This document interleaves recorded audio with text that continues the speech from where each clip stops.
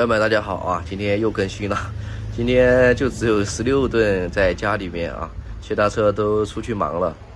然后我们还是开16吨啊，去把之前那个航吊啊给它装上。OK，let's go， 出发。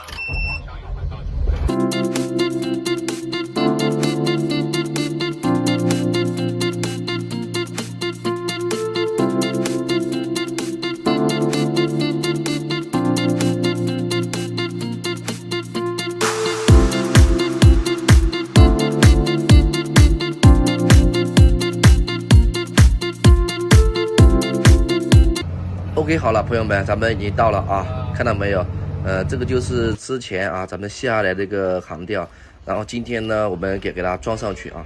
但是今天的话呢，这个可能是装不完的啊，要先把那个滑轨给它装了，然后就是上面啊，就是前面还有这一边啊。那这个航轨的货车呢已经到了啊，等一下我们把这个航轨给它吊下来，然后现在呢，我们先把腿给它支着。但这个在这个厂里面啊，这个不是新修的嘛，一定要垫木头，不垫木头的话，很容易把它这个水泥地给它弄坏啊。然后这里呢，我们先把大臂给它抬起来，然后试一下看能不能给它转过来，这个高度应该是没有问题的啊。然后现在我们先把这个航轨给它吊下来，然后吊这个很简单啊，它只需要把它吊起来，然后货车往前开就搞定了。然后只需要把这个航轨给它放在指定的位置。这里啊，工人帮我们扶一下。今天这个天气啊，我看这个天气预报，他说有39度，但是我感觉啊，绝对不止39度，起码有41、2度啊，太热了这个天气。说实话，今天还在这个厂房里面，在外面还得了，万一把我热着怎么办，对吧？这个是他们专门吊这个航轨的工具。OK， 然后这里呢，这个装航轨的工人啊，他先上去。这个高度说实话啊，也不是特别高，但是你让我真的上去啊，我还是有一点怕的。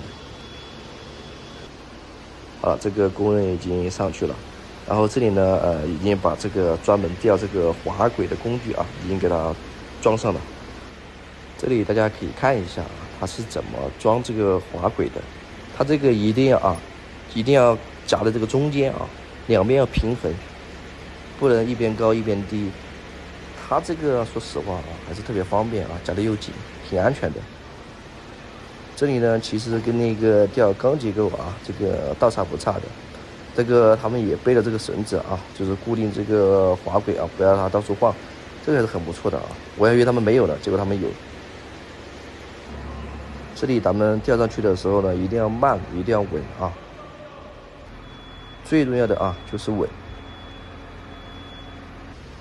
这里给大家放大啊，给大家看一下，还是特别简单的。然后这里吊上去之后呢，我们就准备吊第二个了。它这个其实说实话不是很难啊，它只不过它角度不同啊，会浪费一些时间。然后这里的话，我就给一个全视角吧，给大家看一下。这里有了装第一个的经验，第二个就快多了。这里大家就自己看一下吧。